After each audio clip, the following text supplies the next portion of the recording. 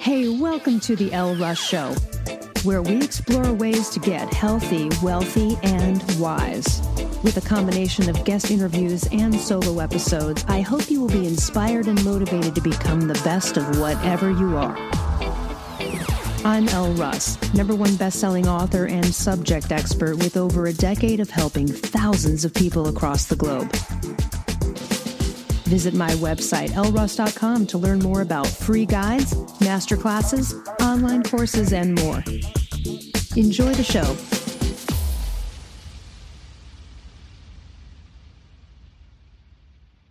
Dr. Audrey Schnell is my guest today. We, not too long ago, did a wonderful roundtable talk with Robert Mack, and you can go to Coach Rob Mack to see his website, and we'll give you all the information to connect with Audrey as well. And we recently just did a live masterclass. There's no replay of it, but we talked about self-sabotage, and this is an area where Dr. Audrey is really well versed. And so we're going to go into that. This is a common problem. It's a modern problem. And a lot of people feel that they're sort of on this hamster wheel of self-sabotage, or maybe you see it in someone else. So, Dr. Audrey Schnell, welcome to the show. And will you go ahead and just tell us a little bit about your journey to becoming a doctor and how you got into the work that you do, for starters? Oh, sure. Thank you. And by the way, thank you again for having me today and for participating in the roundtable. It's a shame it wasn't recorded because I've gotten so many wonderful comments about your energy and Robert's energy. It was so much fun. Yeah. Yeah, it was really good. So my journey, it was really, I have to say, it wasn't like purposeful. It kind of was fortuitous. So I started out as a clinical psychologist because I was really interested in psychology from a very early age. I was a very weird kid reading Freud at like 13 and it didn't fit in very well. And then got into research. And my PhD is actually in more research, epidemiology, and genetics, and then really missed the one-on-one people psychological piece of work. And so started my coaching business about, not quite 7 years ago. And what I see in myself, in so many people, a really common complaint is, why don't I do what I want to do? Why do I get in my own way? And I thought, this is an area where I can really help people because we all experience it. It's human nature. And my goal is to help people get past that by both understanding it and practical ways to work with it so that it doesn't hinder your growth and cause you pain. Yeah, I mean, we've all done it at some point in life. We've set ourselves up for failure. We've sabotaged something, and this is perplexing because the act of undermining our own progress and goals and well-being, it seems outright harmful and dumb. It's like, why would we do this? So, like, why would you do that to yourself? So we got to dive deeper into this, and I'll bring up that evolutionary component. But let's talk a little bit about that. I guess for starters, define self-sabotage in a way where someone listening could go, oh my God, I am doing that. Yeah, it's any area where it can be really obvious. Like I went to the refrigerator for a salad and walked away with a pint of Ben and Jerry's. Why do I do the opposite of what I want? Or it can be really subtle. And the smarter you are, sometimes the subtler it can be, and we don't always even see it in ourselves when we make excuses for not doing the things we know we need to do. So, for example, if you're, a coach and you want to reach out and schedule speaking opportunities, but instead you say to yourself, well, I can't really do that until I have the right website or the right planner or the right video equipment, and it never happens. You just keep making excuses that are excuses and never get to your goal. And just to tag off something you said, I think what happens is when people do realize it, they go, oh, I must be crazy. What's wrong with me? And they go down that road. And versus the repair onward, upward road. right, or the deep-seated, why am I doing this? Hmm. And it becomes a moral failing or a character flaw rather than understanding the physiology of it, the psychology of it, and then figuring out how to overcome it. So I like to say, the why, why we do it isn't so important. It's how we get around it that really matters. Okay, so give us a couple, we have the refrigerator example. Give us sort of like a real life example of someone who was self-sabotaging, maybe like in a pattern of self-sabotage. That's something other obvious, like a dietary thing, because that's very common. But you Oh, know what I mean? yeah. Like something where it would be like, oh, maybe it wasn't so obvious to them until they're like, wait a minute, why does this keep happening to Oh, me? sure. I mean, it happens when we look at relationships, Mm, and we keep, for example, we want a really intimate relationship, but you end up with people who are emotionally unavailable, right. or can't commit is Hmm. is common. And it's not until you see the pattern that, and we tend to, not realize that it's coming from us. I've dated this guy for a year, and all of a sudden I realize he's just like the other five guys I Right. dated. And And this it's has not happened to just me. women. Yeah, I'm actually glad you brought up the example. That's the example in my book, Confident as Fuck. That's what I did. And I'll just say where it was based on. So I grew up with a father who was an alcoholic but he was like a nice alcoholic, so he kind of got away with it in a way. Because Yeah, like he wasn't like sure, belligerent or anything, which probably killed my mother because it was like he's an alcoholic and but he was never mean or any of this stuff. I'm yeah, not excusing it. I'm just saying it didn't yeah, seem as crazy as other people's stories where it was sure, like sure. beaten or yelled at. So he kind of got away with it because he was just like a happy, fun drunk in a way. But he dropped the ball on being a father as a result of this, right? So back then, and then my mother had to go like pick up the pieces, get a job, and support her kids all the way through college. And he never end up recovered or be successful. He's dead now. So when I looked back, I realized when I was in that situation as a kid, watching my mother struggle, right, with no help from my father, right, all this kind of stuff. To me, it was like, aha, you see, you can marry a guy who comes from a good family, has money, seems like they have potential, good education, and then one day, they screw you, and now you're left in the dust. I'm not Yeah, going to let that happen to me. I'm going to go make my own money. I'm never going to rely on anyone like, fuck that, right? yeah, So, in that declaration, after that, what did I keep running to? People that were unavailable in some way, right? They either lived somewhere 6 months of the year in like another country, or like they just weren't interested in committing or interested in a relationship, or they were unemotionally available. There was some level of, aha, see, can't rely. The story became true. I kept yeah. attracting scenarios that confirmation biased that declaration until I was like, oh my God. I remember my cousin called me out on it in Hawaii. She said I was going through some other tragedy, breakup of some guy who, betrayed my trust. It was always something. And she said, it's interesting. This doesn't happen to me or any of my friends, and we're older than you. We've been through lots of relationships. So why does it keep happening to you? Ouch. Oof. Yeah, yeah. Our And I had blind to take a spots. look at it. And you know what? I'll tell you this. I'm engaged now at 50. I have what I want, but it took me looking at that pattern in myself and the kind of stories I was telling and the Yeah. expectations to change it. And it sucked the day when you realize you're the common denominator, Audrey. It's so Yes, when we tough. stop blaming everybody else or the universe That's or right. astrological signs. Yeah. But I'm here to tell you, like, I am the success story of doing that 180 with relationships. So anyone listening, hey, look, like this does take work, but you can do it. You just have to recognize that pattern. So excellent to bring up the relationship thing because that is so common, not just the dietary stuff, right? That's Oh very no, common. it's everywhere. It affects, and this is a good point to emphasize. It happens in every area of your life. It Yeah. can be career, it can be, picking, maybe you pick a job that's always, you're overqualified for, but never ask for a promotion. Hmm. Or like I said, relationships or health or finances. We I people will complain about their finances, but they avoid looking at the reality. And that, in fact, not facing that can sabotage you, but it doesn't necessarily look like sabotage at the time. Yeah, been there. Once owed $50,000 to the IRS, so I totally understand this situation.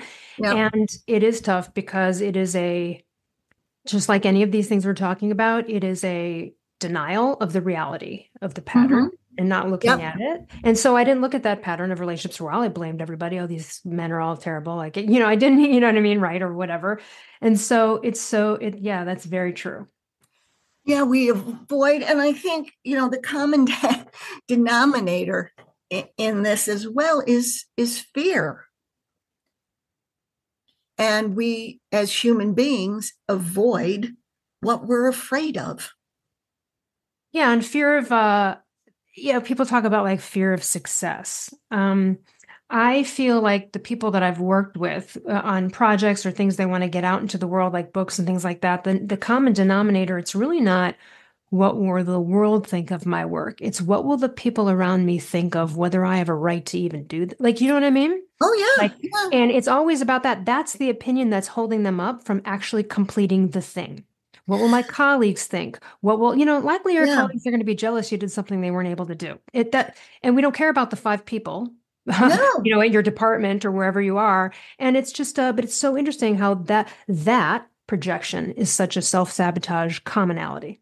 Yeah, the stories we make up, and again, it's all based in fear. And I was just I just had a conversation with a client the other day who was feeling like she wasn't as good as other people. Mm. And we talked about all her accomplishments, but to look at her accomplishments felt like she was bragging. And we're all been told, don't brag, don't think you're better than anybody else. Well, the truth is sometimes we are better than It's other people. Well, I love this because this is important. That's a really important point. I mean, that is just so common that people feel that. Oh, yeah. And I think it's so universal, regardless of where it is. And I know, and I've certainly been there too. And it's like, and then we're afraid, like, oh, I don't want to jinx myself, you know? Mm. And Mhm. so there's a lot of just, we're all irrational beings at times. And the self sabotage, it's based in fear, it's based in our survival brain. And of course, when we're in survival mode, we're not thinking clearly, we're not thinking ahead, we're just trying in that moment to survive. And so we tend and can be a little irrational or on autopilot, or think, like you were saying about relationships, sometimes we think, oh, I will pick the same person, the same kind of person, but I'll fix it this time. Like I should be able to get this right. But instead of really moving on and seeing that I have to do something completely different, we try to fix the same problem that isn't fixable. Yeah, I had a client who a good self-sabotage example. The pattern was, well, and it came from they didn't have a great father figure. So this is the end result of this, but they would get jobs with like companies and people, and there'd be like the guy leading the company that would kind of take them under their wing like a son in a way. Mm-hmm. And they'd have this, and then it would inevitably blow up and there'd be a burnt bridge. But this Oh, kept happening with yeah. every guy at the helm of each company. It was this sort of thing until it was, you got to look back and realize, where's this coming from? What you're searching for over here is not where you need to be searching or dealing with that. Like the job is the job, right? And it Yeah. was so interesting because I had never really seen that pattern happen with anyone. And it was just so clearly from the past. And I want to get into that a little bit because you do have a PhD. Um, the self-sabotage part of the past, meaning the whole idea of we tend to go for what's familiar in love, regardless of Oh, whether yeah. it's unhealthy. The perfect example would be we all would be like, why would a woman who watched her mother get beaten by the husband go for someone and date someone who now abuses them? Right? Yeah. To us, that doesn't make sense. So, can you get into a little bit of that to show people they might be able to kind of open up their world a bit and go, where am I maybe doing things that were familiar that weren't healthy from my growing up, whatever, and to kind of take a look at that. Sure. And again, it comes from that subconscious part of us that and it's familiar, and it's not just that it's comfortable. It's like the fish in the water. The fish doesn't know anything but water. So we don't know that it could be better. And again, it's fear based, it's familiarity based, and it's it can be trauma based, and trauma isn't necessarily just I have to call 911. Trauma can be anything, that's traumatic for us at an age. I mean, that I've had clients who, didn't get an award in junior high, and it was very traumatic for them, and colored things. Or my mother forgot to pick me up from daycare once, and I have this irrational fear of abandonment. Right. And so I don't know if this will make sense or not, and I'll try to describe it in a different way. The difference is when you're not just remembering the trauma, but actually reliving it, when we still see the world through that same lens, and we repeat the same patterns. Often, like I said, without even recognizing it until somebody points it out, or we ask ourselves really good questions like, what do I want? What do I really want that I'm not succeeding at?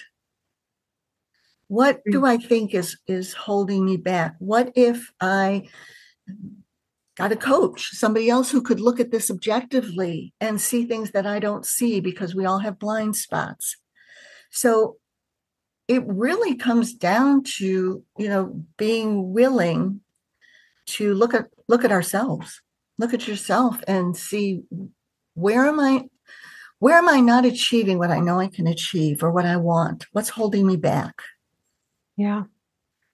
I want to do the dive into our evolutionary past because self-sabotage, then hunter-gatherer ancestor times, does run counter to our innate nature in the sense that they thrived because they avoided such behaviors, right? But Right, there's these other factors we can't deny, which is survival was the focus, right? right. Now in modern times, like we don't have that. We've got, they had limited choices. We're bombarded with endless options from career to consumer goods. So like this awesome abundance can also lead to decision fatigue, procrastination, maybe setting the stage for self-doubt and sabotage. And then the other contrast is the community of hunter-gatherer ancestors, the interconnectedness, reduce that likelihood of those Yeah. self-destructive behaviors because it would not only just impact the individual, but the entire group. And now, as we've seen, and I'm sure you know this through your work, like that loneliness factor that's happened. Oh, We're on a Zoom right now, right? We're less in person. The tribes are, not as big maybe sometimes. And so yeah. that might be one way to help oneself is to gain a tribe somehow of people, however you go about that, to get that interconnectedness back. Right, right. And I think you make such a great point. And the thing is, we still have that survival brain. Yeah. And if that's hard to understand, just think about, you still have what I call the toddler brain. There is still a 2-year-old in all of us. And that 2-year-old is helpless, is by nature in survival mode, doesn't think rationally, Yep.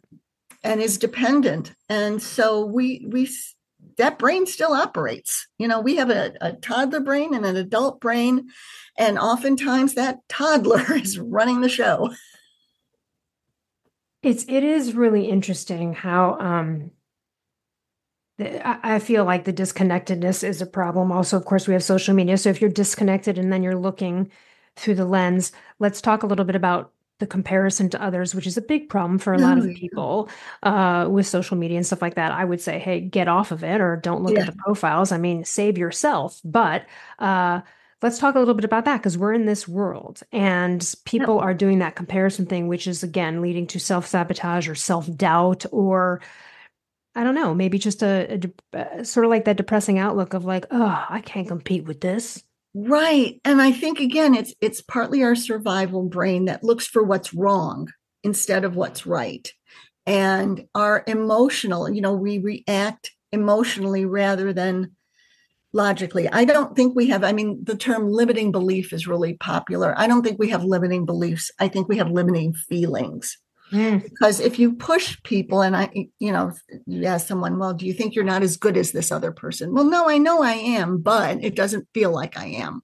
Right. So it's really, and this is what I work with people around, is understanding those emotions and where they're coming from and working with them to engage our adult brain and reframe things. So instead of looking at someone on social media who's really successful and going, I'm not as good as they are, an equally valid response is, if they can do it, I can do it. Love that. That's one of my favorites. Like it's available if they were able to do it, it's available for me. And one of the things I share with people about this is they're like, well, like I want to start a podcast or I want to do this. I want to put myself out there, but like, is anyone going to really care? And you're like, well, first of all, do it anyway for the love of doing it. Right. But the other side of that is, I mean, I don't know. It's an interesting thing to me because people are scared to put themselves out there for the judgment. And then what I tell them is I'm like, look, I've interviewed over 500 people. There's been a couple over the years, or I've been interviewed by people where I am dying to even just get through this interview because maybe this personality is so boring to me. But that Yeah. personality has a million followers on YouTube. There's someone for That's right. everybody, people. Trust me. Trust me. I have literally been about to speak on stage and the person before me putting everyone to sleep. They're a New York Times bestseller. Yeah. So it's like, even if you think, well, I don't have that personality or am I going to be interesting? There are people for you, man. Trust me. Go Oh, look yeah. at the top accounts and you might go, how did these people get like I would never follow them, but yeah, but people do. Yeah. So, it's just like you got to take the shot. I want And to talk to you about, oh yeah, go ahead. I was just going to say, yeah, and we need to, that I want a bumper sticker that says, don't trust your feelings, because just because you're nervous doesn't mean you shouldn't do something, or that it's wrong, or that something bad is going to happen. Mm. How And does what's the best way to share with someone how to flip that and to be aware of these thoughts? I mean, I think I would say, the kind of thoughts you're thinking about how you're feeling. If you're not feeling happy and awesome and hopeful, there's probably something there. And you would be like, oh, I'm not feeling great. So what am I thinking?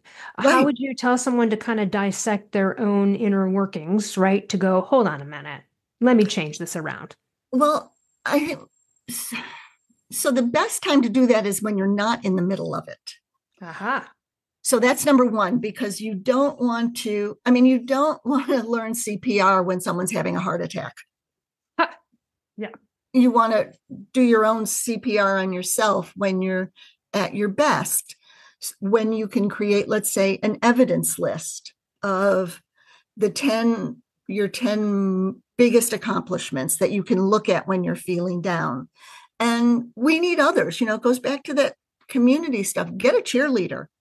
Find someone who, we do care what other people think. So find someone who thinks you're amazing and call them when you're in the pits, and post your evidence list everywhere, and I often tell people to have like a North Star or a mantra that they can repeat. And sometimes it's as simple as, what's my goal here? I want to become more visible.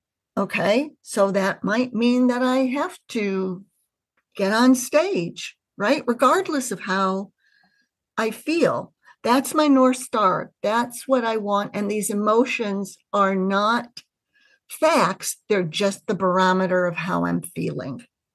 And so asking yourself, having a little journal prompt in your pocket to pull out when you're not feeling well that says, what's my goal here, does two things.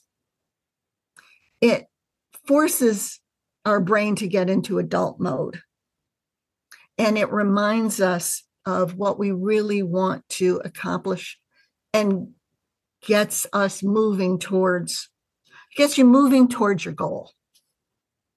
But you can't do that when you're in survival mode. So you have to get out of survival mode. I wonder what you think of the following. You'd mentioned the part about people be like, well, I don't want to brag. There's lots of cultures and religions that say, hey, don't talk about yourself, don't Oh brag, like, right. So people think that, oop, yeah. Oh, sorry about that. no problem. So, people think, like, oh, I don't want to, it's like, it's a false sense of humility. Like, you can't really realize your true self unless you're embracing the wonderful parts of yourself and actually able to express it to other people. Um, I tout my own abilities all the time. It's not Right. bragging. Bragging is usually from an insecure individual, right? And And that's why we feel awkward when someone's name dropping or bragging in front of us because we're like, you're insecure that you need to go tell people all this stuff, right? So, so there's that. I just wanted to touch on that. I would love people to start to kind of get away from this sort of like have humility. oh It's yeah, denying your own existence is what it really is. If you're not able to, if you're adopting this, don't tell anyone how, the good things you're doing. and just a simple example. If you had heart surgery, would you want to go to the surgeon who's like, well, yeah, I'm pretty average. Yeah, right.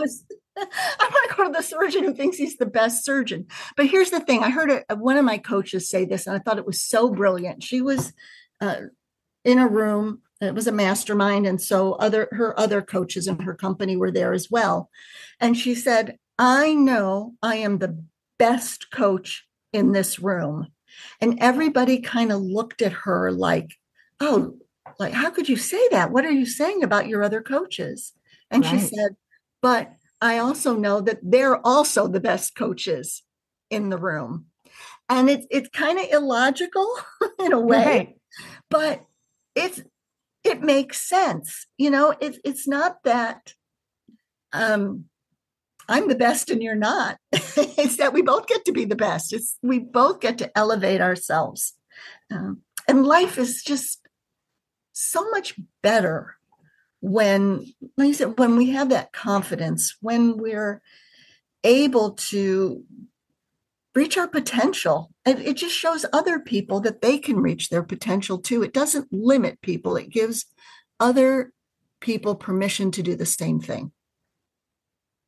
I wonder what you think about the following, which is it seems like a very harsh quote. It's from a guy named Andre Debus, but there's something here, okay? And perhaps this is also like the spotlight effect, but the quote is, shyness has a strange element of narcissism. This belief that how we look, how we perform is truly important to other people. I find that interesting. I'm not calling people that are shy narcissists, but I'm just Right. saying that it is interesting because it is the worry comes from, well, everybody, what's everyone think like, you know what I mean? And the It's truth very is, it's self-centered. not. It's this spotlight false effect. Like, not really, people aren't. And so Yeah. it's, Nobody cares so what we're wearing. let's talk a little about that. I mean, maybe not shyness, but in the world of entrepreneurship and people trying to get out there or, be like, oh God, now I have to have social media for my business. And because, it's now a different element of putting oneself out there, right? Because it's available to everyone and everyone's doing it. So I'm just wondering what you think about that. And if any of that rings a little true or how you can maybe dissect it. So I think there's a couple elements to this. One is that it's self-centered, but it's also the shyness is can be very self-centered the same way a 2-year-old is self-centered. They Hmm. That part of our brain just isn't developed, doesn't see other people, doesn't understand the future. Everything is right now for a 2-year-old. And everything is about, let's all get t-shirts that say, it's all about me, because at that age it is. And we are all still 2-year-olds sometimes. We still have 2-year-old brains, toddler brains. So, yeah, I think the shyness, the self concern about what will other people think, as if, people care what I'm like. If I go to the store, do people really care what I'm wearing? And yes, some people will. So there's also just a reality testing, you know, component to this that, yeah, you may get haters. You may get people who criticize you. And so you have to not focus on that. I mean, you hear it from, I want to say just like movie stars all the time that don't read their bad reviews because the bad reviews don't really matter. Right. Right. They're like, once the work is done and I did my job. I don't care what anyone has to say. Feedback is very different. what did I hear? Never take constructive criticism from someone who's never constructed anything. Mm. Feedback is important. It helps us grow. So that immediate defensiveness, we need to dial down. But but just the angry, mean stuff, we don't need to look at. I did a whole entire podcast episode. Actually, it came out yesterday about curiosity is killing you because, we've Hmm. all heard curiosity killed the cat. But one of the conversations I had with a PhD who's a prominent psychologist in my second book was that like people have this sick need to know what people are thinking of them, but it backfires on your soul when you do Yeah. that. And the interesting thing is, and it was based on a story, my brother had reached out to me years ago and he said, "Hey, look, a family member, I'll just call her Amy." He was like, "Amy wrote us this terrible, horrible email. Don't even read it. It's so bad. Just go delete it." And I said, "Oh my God, thank you so much," to my brother. I was like, I went onto Facebook and I'm not really a Facebook person. And at the time, so many years ago, I didn't know how the messages were relayed. So it even covered my eyes, like in a horror movie, just in case I didn't want to see like a line of the email or anything. You know what I mean? And I went on and deleted it.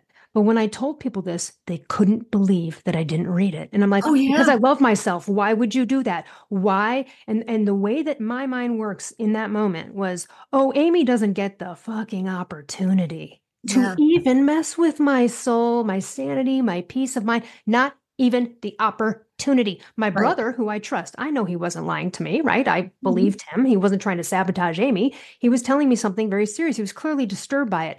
Why would I put myself in that situation? Most people can't not read the email. Oh, The yeah. curiosity is going to kill you. You don't need to be curious. I would love people to get more into the mode of not looking Yeah. at stuff. Yeah. And I think it goes back to that survival instinct, looking for what's wrong, what could kill me, Hmm. what's out there that could harm me. But that natural inclination, and we love mysteries in the sense that we want the mystery solved. Yeah, right. So you're right. It's that curiosity. I don't even like this book, but I've got to read it to the end because I want to know who did it. we we're just wired for that. So yeah, you're right. Sometimes it's not, curiosity is not warranted, and it's just going to hurt us.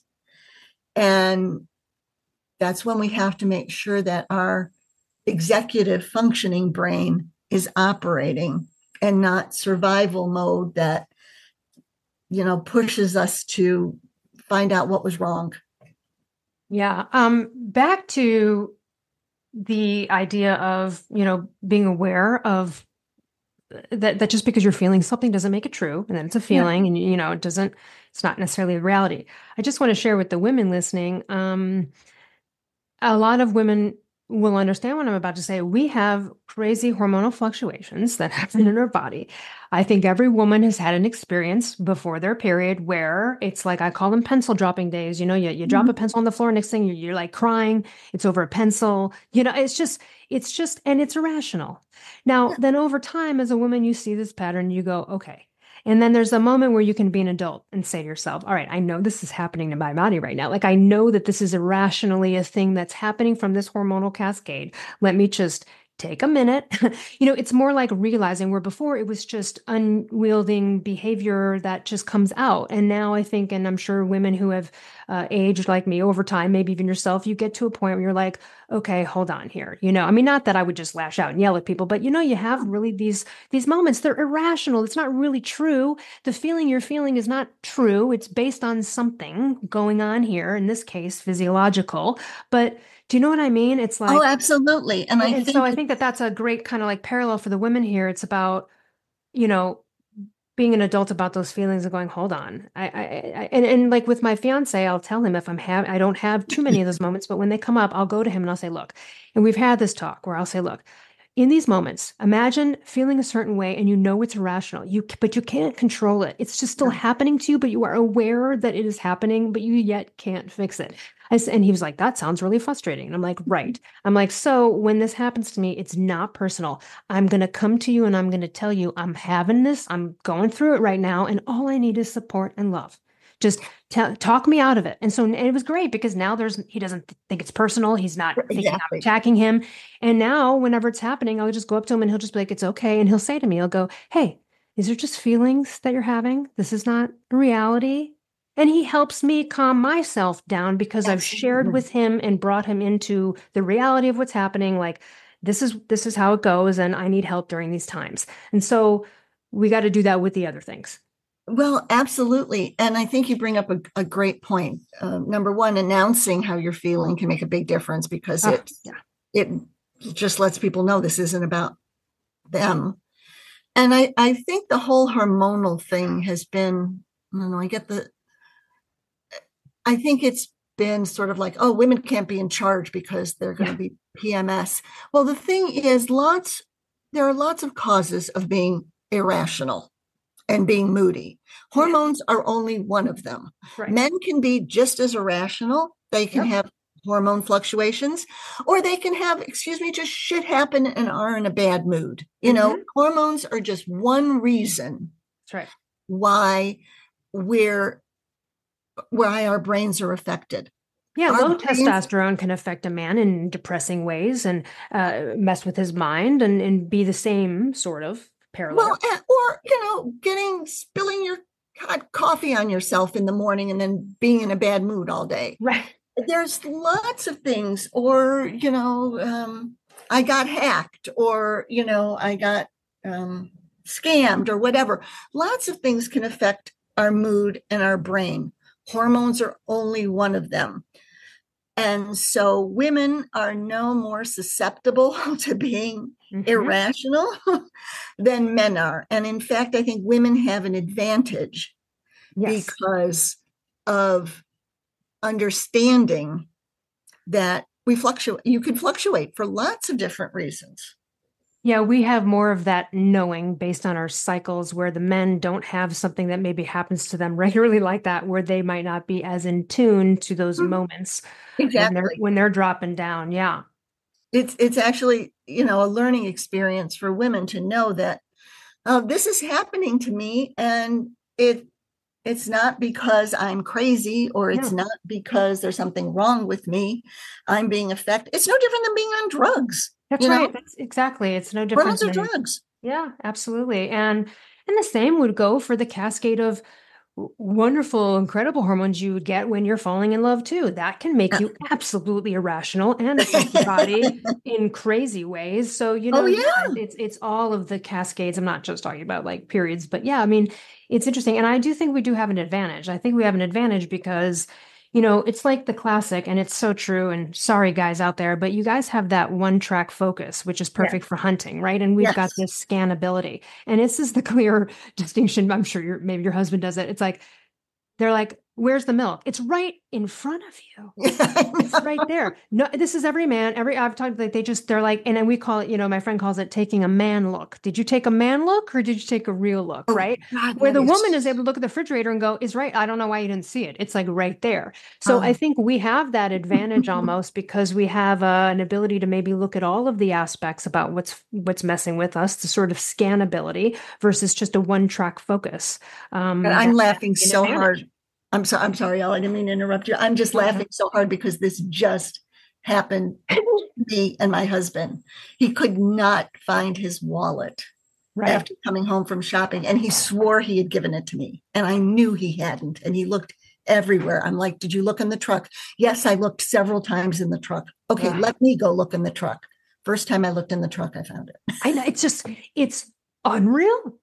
It's hilarious. It just shows that Yeah. difference, right, in how they perceive things. Oh God, yeah. We sailed for a long, long time in the Pacific, and I would say to him, "How can you find an island in the middle of nowhere, but you can't find the Kool-Aid in the refrigerator?" Yeah, it is. It's really amazing. Okay, so let's talk a little bit about how you work with people and your work and where people can find you. Thank you. So they can definitely find me on my website, which is really simple, audreyschnell.com. And I have they can schedule a free call with me. But I work with people one on one, and I'll brag, my superpower is blind spotting. I'm like the blind spotting maven. Yeah. And that's to see what others don't see. And we all have blind spots, and we need someone else to see them. And and I can do it in a way that isn't threatening, isn't scary, but is illuminating and freeing. I think Mm. that's my superpower. And that helps people reach their goals, whatever that goal is, whether it's a career goal, a relationship goal, a weight loss goal, a self-improvement goal. We all have blind spots. They come up in self-sabotage. And I work with people one-on-one and in groups to see those blind spots and then find ways to overcome them. And I of love course, it. once you see something, you can't unsee it. But sometimes we just have to have somebody else that we trust Yes, pointing out, just like you were talking about your brother, because you trusted him, you didn't need to read that email. that's right. Trust is a big piece of this. Huge part. And for everyone, and we'll put it in the show notes to link to Audrey, but it's her first name is spelled Audrey. Last name is Schnell.com. And before we wrap it up, I'd love it if you could share some stories of clients you've worked with, and some 180s that have occurred based on blind spotting. Oh, yeah, just an amazing, I thought, result. I worked with a young client who was a financial advisor and afraid to charge people Yeah. because they worked with people who didn't have money. And it wasn't until I helped this person look at their upbringing, and their very successful parents, and that they were making decisions for their clients about what their client could afford and couldn't, Mm, that they realized they were projecting so much onto their clients by just wanting to give away their talents for free right. and skyrocketed their income, which we've got to stop feeling guilty about money. Yeah, you know what, let's spend some time there. Let's spend some time there because uh, I grew up where even though my grandparents had money, my grandmother would say things like, it's gauche to talk about money. Yes. Gauche meaning left in French. Left-handed people do not like that. Yes. But, and so it was always like, you don't talk about it. It's classless. Do you know what I'm saying? Oh yeah. And No, it's and the so last that's another taboo. one, or the money's the root of evil, or all this kind of like Oh thing. yeah. So we got to talk about it. And it was tough for me because I was already an author, and I was podcasting for Mark Sisson on his show and doing all this stuff, and one-on-one coaching. And then Mark one time said to me, he's like, "Hey, when are you gonna like monetize yourself?" Mm. And I was like, "Oof!" It hit me harsh, Audrey. I Yeah. was like, what am I? He's like, what are you doing? And I was like, oh my God. Oh my God. I don't know what, I don't know where, I don't know why I didn't even consider it. Like, I don't, it was so strange. And I had to go, oh my gosh, I do want that. I want to increase that more than where I am. So why has that not been a focus? Um, and for me, it wasn't that I didn't think I was worth charging or anything else. It's literally like it just kind of never even crossed my mind a bit to do more than what I was doing until someone pointed it out. Again, that blind spot. Yeah, no, and we grow up with so many societal um, beliefs that we don't even realize. We don't question them. Spiritual people don't want money or don't need money, or if you're spiritual, you shouldn't care about money, or if you really care about other people, you shouldn't charge them. You should just help them. And we uh, Yeah, what's spiritual about being broke and destitute? Exactly. And this is, by the way, this is kind of, and not to rip on the entire country, obviously, but India, right? Known as like, oh, I'm going to go there for some spiritual enlightenment, and you're like, okay, I mean, that's fine. There might be some great yogi guru there or whatever, but look at that country and the suffering and the poverty.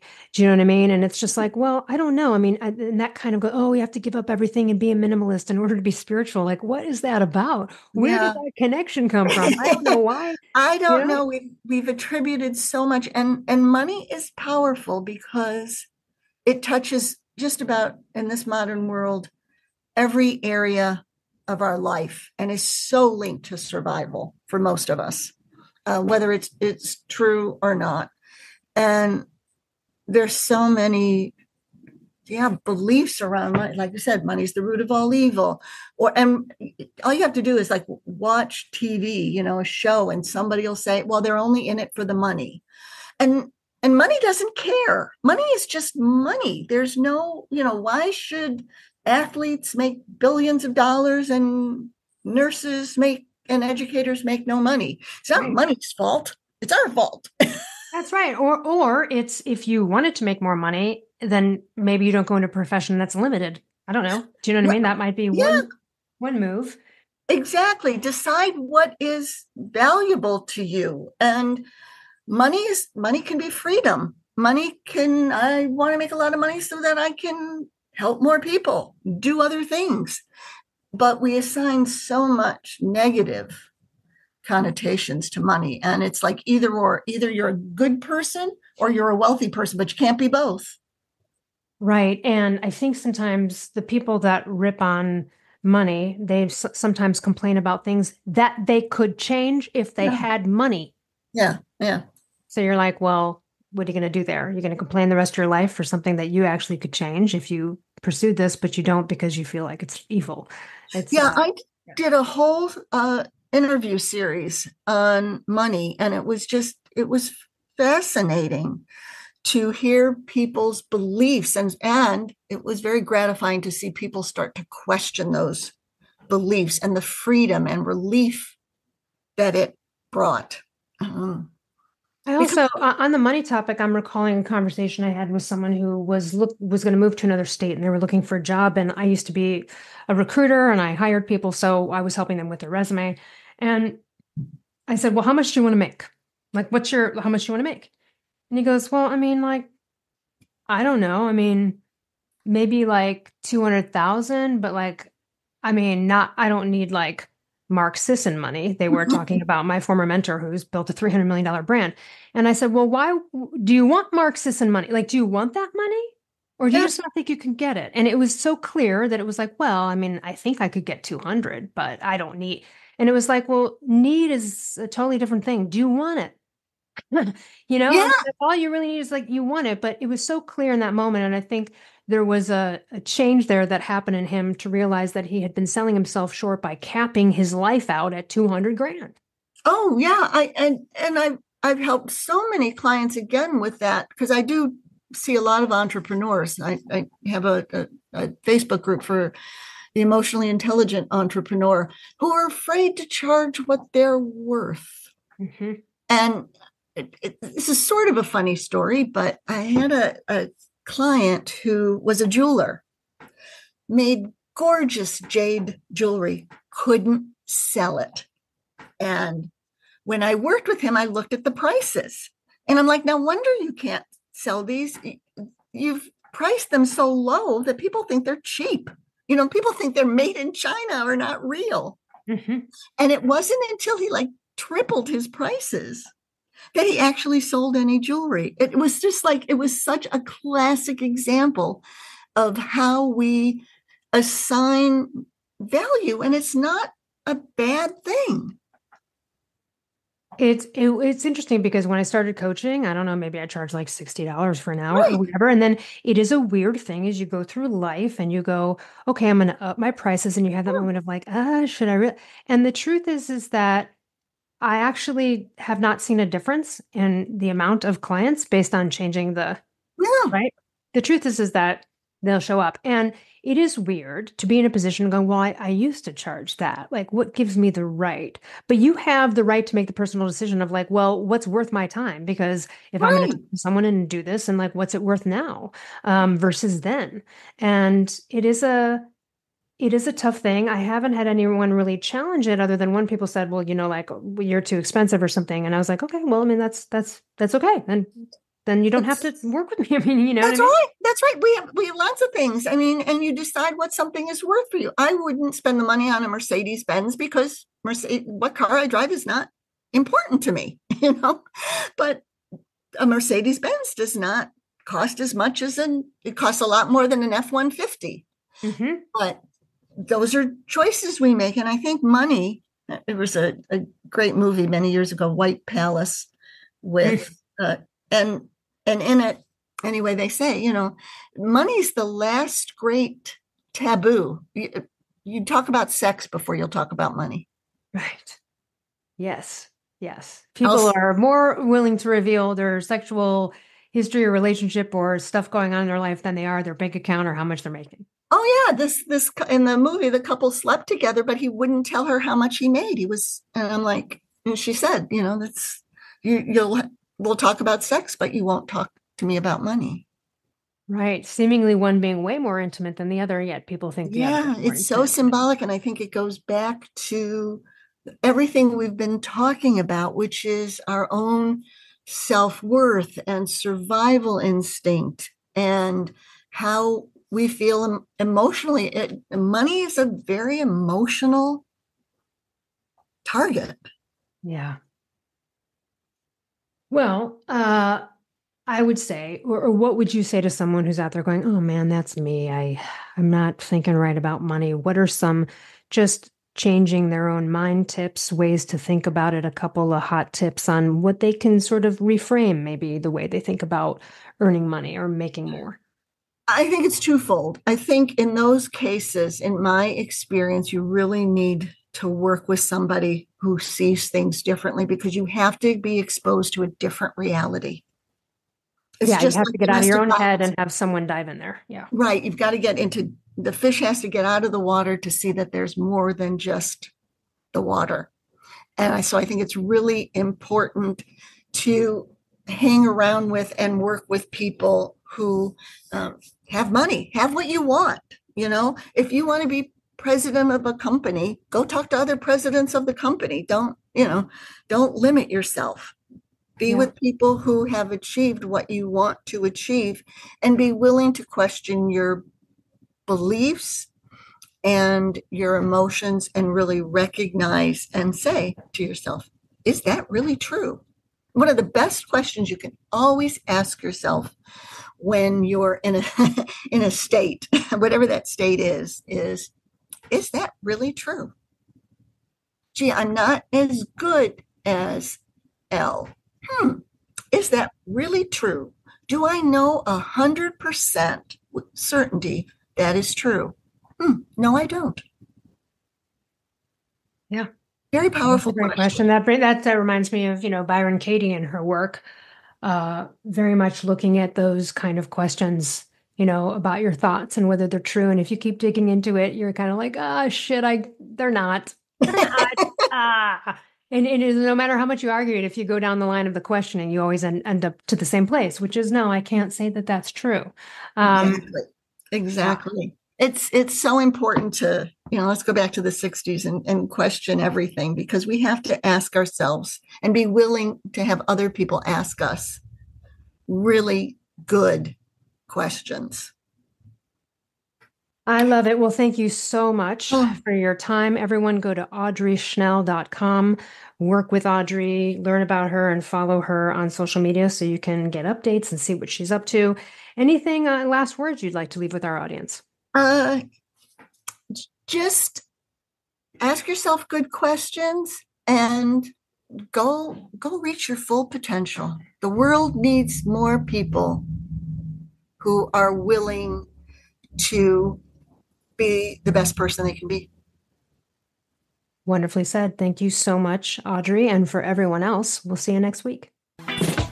Hey, thanks for listening. If you enjoyed this show, I would so appreciate you leaving a review on Apple or Spotify or wherever you get your podcasts. And to learn more about partner discounts on amazing products, visit elleruss.com/discounts.